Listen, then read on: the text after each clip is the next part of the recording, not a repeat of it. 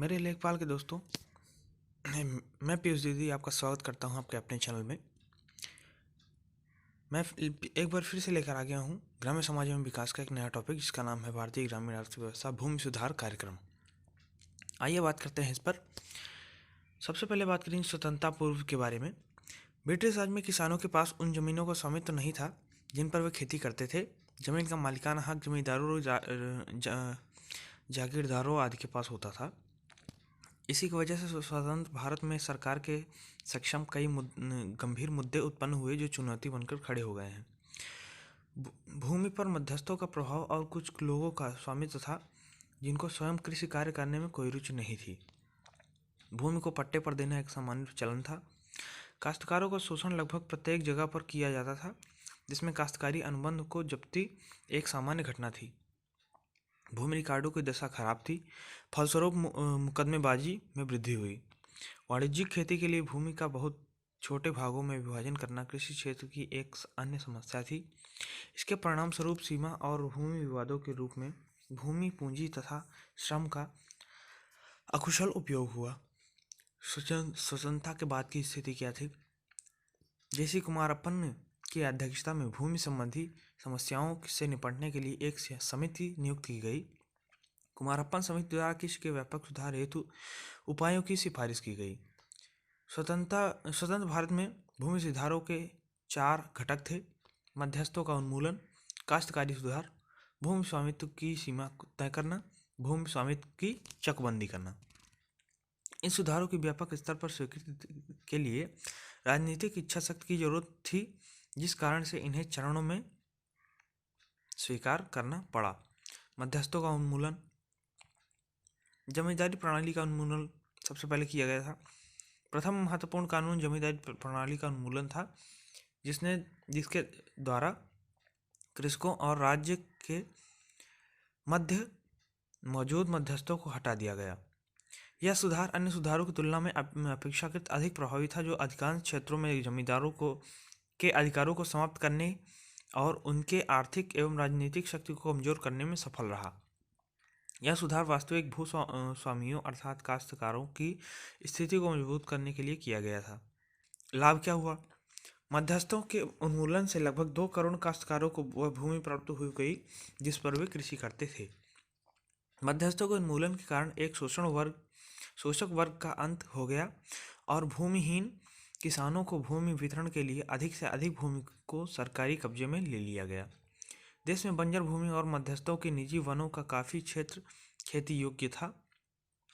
मध्यस्थों का कानूनी उन्मूलन से किसान सीधे सरकार से संपर्क में आ गए। हानियाँ। हालांकि जमींदारी उन्मूलन से जमींदारवाद, काश्तकारी या शेयर क्रॉपिंग प्रणाली पूरी तरह से खत्म नहीं हो पाई तथा कई क्षेत्रों में यह व्यवस्था जारी रही है। इसकी वजह से बहुस्तरीय कृषि संरचना पर मौजूद जमींदार केवल शीर्ष स्तर से हटाए गए। इसके कारण बड़े पैमाने पर भूमि निष्कासन हुआ, जिसके कारण कई सामाजिक, आर्थिक और प्रशासनिक समस्याएं उत्पन्न हुई। मुद्दे। जम्मू कश्मीर और पश्चिम बंगाल ने उन्मूलन को वैध करार दिया था तथा अन्य राज्यों में मध्यस्थों को बिना किसी सीमा के व्यक्तिगत कृषि भूमि पर स्वामित्व बनाए रखने का अनुमति प्राप्त थी। साथ ही कुछ राज्यों में यह कानून कृषि जोतों की जगह केवल सैराती महालों जैसे काश्तकारी हितों पर लागू हुआ। अतः जमींदारी प्रणाली के औपचारिक उन्मूलन के बाद भी कई बड़े मध्यस्थ मौजूद रहे। काश्तकारी में सुधार। जमींदारी उन्मूलन अधिनियम पारित करने के पश्चात अगली बड़ी समस्या काश्तकारी के विनियमन की थी। स्वतंत्रता पूर्व अवधि के दौरान काश्तकारों द्वारा भुगतान किया जाने वाला भूमि कर अत्यधिक पूरे भारत में 35% और 75% सकल उपज के बीच था। भूमि कर को विनियमित करने के लिए पेश किए गए काश्तकारी सुधार काश्तकारों को कार्यालय की सुरक्षा एवं स्वामित्व प्रदान करते थे। कृषकों द्वारा देय किराए को विनियमित करने के लिए 1950 के दशक की शुरुआत में पंजाब, हरियाणा, जम्मू कश्मीर, आंध्र प्रदेश के कुछ हिस्सों में सकल उत्पाद स्तर का 20 से 25% तक भूमि कर निर्धारित किया गया था। इस सुधार ने या तो काश्तकारी को पूरी तरह से अवैध करार दे दिया या काश्तकारों को कुछ सुरक्षा प्रदान करने के लिए भूमि कर के विनियमन करने का प्रयास किया। पश्चिम बंगाल और केरल में वृद्धि की संरचना के मौलिक पुनर्गठन हुआ, जिसने काश्तकारों को भूमि का अधिकार प्रदान किया। मुद्दे क्या थे? अधिकांश राज्यों में इन कानूनों को भी कभी भी प्रभावी ढंग से लागू नहीं किया गया। योजना के दस्तावेजों पर बार बार बल देने के बावजूद कुछ राज्य काश्तकारों को स्वामित्व के अधिकार प्रदान करने के लिए कानून पारित नहीं कर सके। भारत के कुछ राज्यों ने काश्तकारी को पूरी तरह से समाप्त कर दिया, जबकि अन्य राज्यों ने मान्यता प्राप्त काश्तकारों और अंशधारकों को स्पष्ट रूप से अधिकार प्रदान किया है। यद्यपि सुधारों ने काश्तकारी क्षेत्र में कमी की, परंतु बहुत कम काश्तकारों को स्वामित्व का अधिकार प्राप्त हुआ है। भूमि स्वामित्व की सीमा। भूमि सुधार कानूनों की तीसरी प्रमुख श्रेणी लैंड सीलिंग अधिनियम की थी। भूमि स्वामित्व पर सीमा को कानूनी रूप से भूमि के उस अधिकतम आकार के रूप में संदर्भित किया जाता है जिससे अधिक भूमि पर कोई भी कृषक अथवा कृषक परिवार स्वामित्व नहीं रख सकता। इस तरह की सीमा तय करने का उद्देश्य कुछ ही लोगों के हाथों में निहित स्वामित्व में कमी करना था। वर्ष 1942 में कुमारप्पन समिति ने भूमि के अधिकार जमींदारों के पास को लेकर सिफारिश की। यह एक परिवार की आजीविका के लिए आवश्यक सीमा से 3 गुना अधिक था। वर्ष 1961-62 तक सभी राज्य सरकारों ने लैंड सीलिंग अधिनियम पारित कर दिए थे, लेकिन अलग अलग राज्यों में यह सीमा अलग अलग थी। राज्यों में एकरूपता लाने के लिए वर्ष 1971 में एक नई भूमि सीमा नीति बनाई गई। वर्ष 1972 से विभिन्न क्षेत्रों में भूमि के प्रकार, उनकी उत्पादकता और ऐसे ही अन्य कारकों के आधार पर अलग अलग सीमा के साथ राष्ट्रीय दिशा निर्देश जारी किए गए। इन दिशा निर्देशों में सबसे अच्छी भूमि की सीमा 10 से 18 एकड़, द्वितीय श्रेणी के भूमि की सीमा लगभग 18 से 27 एकड़ और शेष भूमि सीमा 27 से 54 एकड़ थी। लेकिन पहाड़ी एवं रेगिस्तानी इलाकों में भूमि की सीमा इनसे थोड़ी अधिक थी। इन सुधारों की मदद से राज्य को प्रत्येक परिवार के स्वामित्व वाली अधिशेष भूमि तय सीमा से अधिक की पहचान और उसका अधिग्रहण करना था, जिसे भूमिहीन परिवारों एवं अन्य अनुसूचित श्रेणियों जैसे SC व ST के भूमिहीन परिवारों को पुनर्वितरित करना था। इसके मुद्दे क्या थे? अधिकांश राज्यों में ये अधिनियम शक्तिविहीन साबित हुए। इसमें ऐसी कई खामियां थी एवं रणनीतिक खामियां थीं जिससे भूस्वामी अपनी भूमि का अधिग्रहण से बचा लेते थे। बहुत बड़ी कुछ भू संपदाओं को विभाजित कर दिया गया, लेकिन अधिकांश भूस्वामियों ने तथाकथित बेनामी हस्तांतरण द्वारा अपनी भूमि नौकरों, रिश्तेदारों आदि के नाम कर दी। इससे भूस्वामी भूमि के विभाजन के बाद भी उस पर अपना नियंत्रण बनाए हुए थे। आगे बात करते हैं लैंड सीलिंग एक्ट के प्रावधानों से बचने के लिए कुछ जगहों पर कुछ अमीर किसानों ने अपनी पत्नियों, वास्तव में उनके साथ रहना जारी रखा, को तलाक दे दिया, क्योंकि इस अधिनियम में तलाकशुदा औरतों के लिए भूमि की हिस्सेदारी की अनुमति थी, जबकि शादीशुदा औरतों के लिए नहीं थी। भूस्वामित्व की चकबंदी। चकबंदी का अर्थ खंडित भूमियों को एक भूखंड के रूप में पुनर्गठन या पुनर्वितरण करने से है। गैर कृषि क्षेत्रों में बढ़ती जनसंख्या और रोजगार के कम अवसरों ने भूमि पर दबाव बढ़ा दिया, जिसके कारण भूमि के विखंडन की प्रवृत्ति में वृद्धि हुई है। इससे भूखंडों की सिंचाई और देखरेख करना बहुत मुश्किल हो गया। इसी कारण से भूमि की चकबंदी शुरू हो गई। इस अधिनियम के तहत गांव के कृषकों की भूमि के छोटे छोटे भूखंडों को एक बड़े टुकड़े भूमि की खरीद या विनियमन द्वारा मिला दिया जाता था। भूमि चकबंदी के लिए तमिलनाडु, केरल, मणिपुर, नागालैंड, त्रिपुरा और आंध्र प्रदेश के कुछ हिस्सों को छोड़कर लगभग सभी राज्यों में कानून बनाए। भूमि की चकबंदी करवाना पंजाब और हरियाणा राज्य में अनिवार्य थी, जबकि अन्य राज्यों में चकबंदी भूस्वामियों की सहमति से स्वैच्छिक आधार पर की गई। लाभ क्या हुए? इससे भूमि जोत का कभी खत्म न होने वाला विखंडन रोका गया।